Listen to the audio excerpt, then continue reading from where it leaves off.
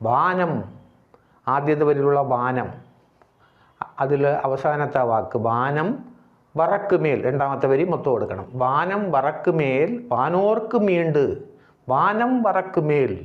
ഈ മാനം, ആകാശം വറക്കുമേൽ വരണ്ടു പോയാൽ, അതായത് മാനത്തിൽ നിന്നും മഴ വീഴാതിരുന്നാൽ വാനോർക്കും ദേവന്മാർക്ക് പോലും ഈണ്ട് ഇവിടെ ചിറപ്പൊടു പൂസനൈ ചെല്ലാത്. അവർക്ക് പൂജകൾ പോലുള്ള കർമ്മങ്ങൾ ദേവന്മാർക്ക് പോലും ചെയ്യാൻ പറ്റുകയില്ല.